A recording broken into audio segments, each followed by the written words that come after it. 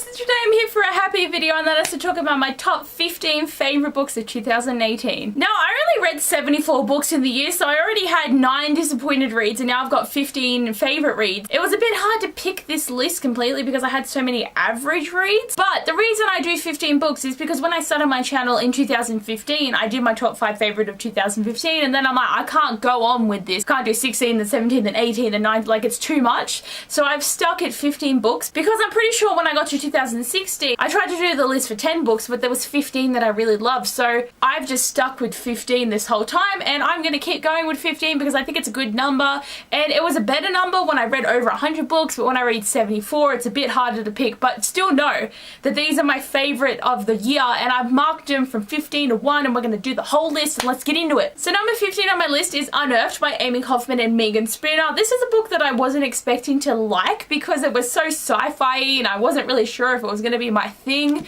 but then I ended up really loving this story of trying to find out what happened to this alien race. I really loved Mia and Jules and their relationship that they sparked from having to really survive from so many different forces attacking them, and it was such an interesting plot twist at the end of the book as well. And I just bought Undying, so I'm excited to find out what's going to happen at the end of this book, but I just really was shocked by how much I did love this book, and that is why it's on this list. Number 14 on my list is To All the Boys I've Loved Before by Jenny Han. I'm so glad I finally read this because this is a trilogy that everyone always talked about, but I never picked it up, and I bought the books at the start of the year and I read them. Oh my god guys, that just I thought this bird was gonna come through my window. Oh my god, that just freaked me out. Oh, my heart's racing so fast. But I read things around March and I really enjoyed the story. I love Laura Jean. She's just like my type of character and she's so adorable, and I love how she does the baking and the crafting, and Peter Kravinsky is just, he is the book boyfriend you want. And I did read the whole trilogy and I do like the later books as well, but nothing is going to beat the first one because fake dating is my jam and it was done so well in this book. Number 13 on my list is The Darkest Minds by Alexandra Bracken. I only read Passenger by Alexandra Bracken and I didn't like that book. I was a bit wary about picking up any of her other ones, but this was a Biblio Squad's book pick of the month, and I'm so glad I finally read this book, and I watched the movie and I loved the movie so much. But this book was just so good, and it's one of those real old dystopians where 4 dystopians went too far and there was too many of them. I love the way that this world is written and having the different superpowers, and I love Ruby and Liam and Chubbs and Zoo. I just love all these characters, and I don't really know where the series is going to go after this because I do want to pick up the rest of the series this year at least. But I just love Liam so much as well. He's just like the ultimate book boyfriend. I just love the romance, and I love the way that these characters interacted with each other because we've only got these 4 kids really as like the central characters, and then you got other characters coming into it. But I just really enjoyed this dystopian, and it was just really like nostalgic. The times of like Divergent and the Hunger Games and all that, and I just really love this. Number 12 on my list is Geekerella by Ashley Poston. I just love this so much, and I knew I was gonna love it because it's a geeky convention version of Cinderella, and I'm so here for it. I loved Ella and I loved Darian. I love the way that the story really did retell Cinderella in such an interesting way, and there's so many factors and aspects to this book, and it was just such an easy read, and I just really enjoyed it. I mean, for the Booktubeathon Instagram challenge, I tried to recreate this cover. Like, that's just how much I love this book. Number 11 on my list is Take 3 Girls by Kat Crowley, Simone Howell, and Fiona Wood. There's 3 authors and I always cannot remember their names. This is a book that I was dreading reading because I thought it was going to be so boring and it just didn't sound fun, and it was one of those ones where it's just like, oh. But then I read it for the Book Buddyathon and I'm so glad I did. This book is so good. Like, it has such an interesting aspect on bullying and how girls can really come together and start to help each other, and it had a really cool interesting school life, and it's because it was the Aussie school life, I was just like, yeah, represent. But I just had so much fun reading this book and I totally recommend it, and I'm so glad I got in the Wire Chronicles now, and I get why they put this book in the box. And it also doesn't shy away from topics like having sex for the first time and having different relationships and like crushes and like the pressure of school and the way that your parents can put pressure on you as well. Like, it was just so real and I really enjoyed it. Number 10 on my list is Landline by Rainbow Rowell. I had to bump out a book and put it in the 10th spot because I loved this so much. I think 10th was where I could put it because everything above I really did enjoy. I just loved this book so much, and it just made me feel so happy, and it was so good to read this like around the Christmas season. And I just love Georgie and Neil so much, and Neil is just such a grumpy grump, and he deserves all the love in the world, okay? Like, everyone needs to read this because it's such a good look at marriage as well, because these characters have been married for 16 years. It really evaluates how different you can be from when you first get married to later on in life, and how you can sometimes sort of give up in your marriage and just let everything slide and not worry about how the other person's feeling and how you're feeling. And it's just such an interesting take, and the magic telephone is amazing, and I just love this book. Number 9 on my list is Escaping from Houdini by Carrie Maniscalco. Of course this book was gonna make my list because I love this series. This book was especially amazing too because it took place on a boat, and there was a caravel, and it felt very circusy, and this was a case that I really couldn't figure out right until the end, and I was like, oh my god, like everything was happening, and I'm so excited. And just Thomas Cresswell, he is the most amazing person ever, and I just love him so much, and I'm never gonna not love him. And I just so sad that this book doesn't have a gazillion people reading it. Like, at least it does have the hype, but more people need to read this and experience the series because it is just amazing. Number 8 on my list is 1,000 Perfect Notes by C.G. Drews. I've been excited about this book since Paper Fury announced that she was getting a book published, and it was so worth it. I was so glad to see like a bookish person release a book, and especially Paper Fury, because she's such a good reviewer that she knows what's good and what works and what doesn't work, and she is just amazing. But this book was so heart-wrenching and amazing because it really is about child abuse and how this mother tried to live her dreams through her son by making him play piano when he doesn't want to.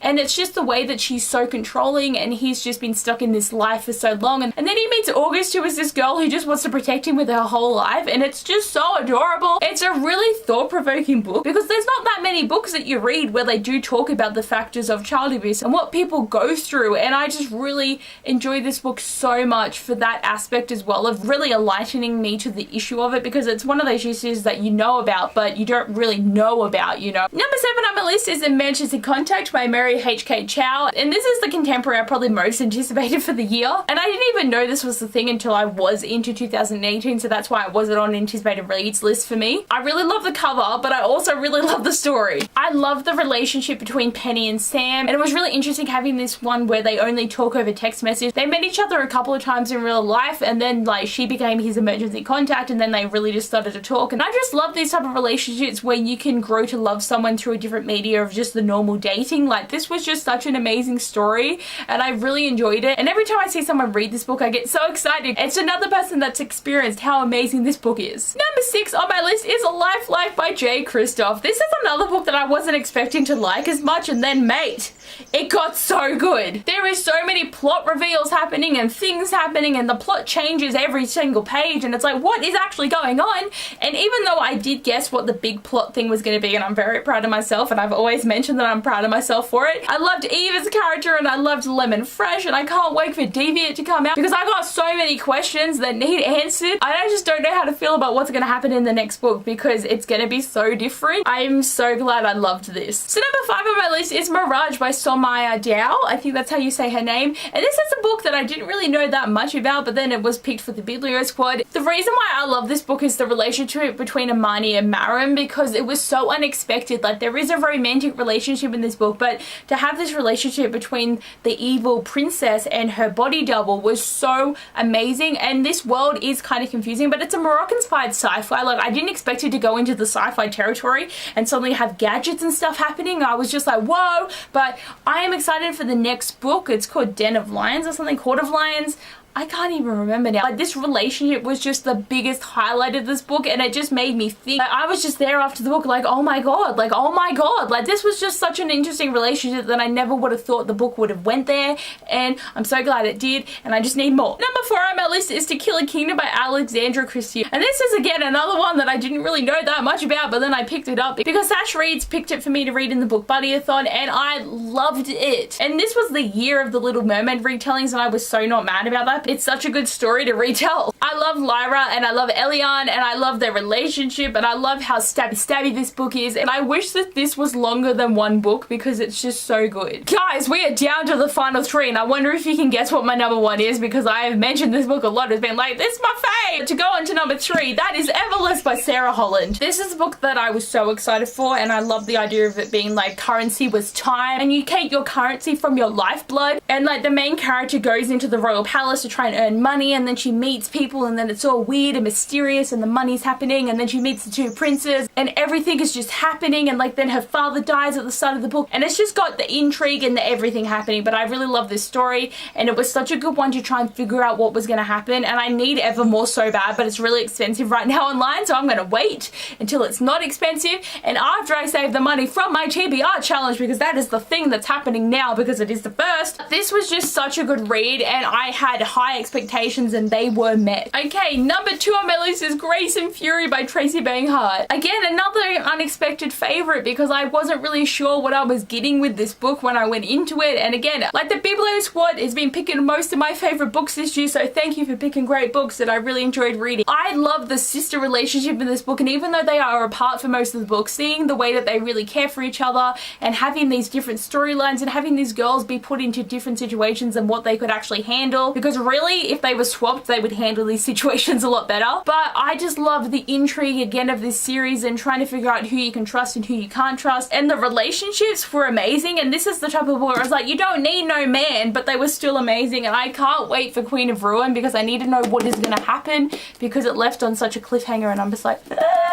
And number 1 on my list is Reign the Earth by A.C. Gorgon. And can you guys believe that Scarlet by A.C. Gorgon was my most hated book, and Reign the Earth was my most favorite? Like, seriously, this one author is on both sides of the spectrum, and that's so crazy. I was just shocked by this book, because I picked it up for a readathon because it worked for the Diverse Challenge, but I loved this so much. Like, I love the setting of the book, I love the magic system, I love the intrigue. Like, this book doesn't shy away from the hard topics of having an abusive husband and being forced into a marriage that you don't want to be in. Like, it doesn't shy away from the things. Be prepared for some heart-wrenching stuff in this book, but it was done so well. Like, I love the different relationships that Shalia does form in this book, and she does make friendships and learns a lot about her kingdom and learns about what she can do, because she has earth magic and she's got to try and hide it, and she's married to the guy that hates the Elementate the most. I was on the edge of my seat through the whole time reading this book, and there just hasn't been a book that topped it this year, and I read this in like March or something, and there's been no book that has topped it,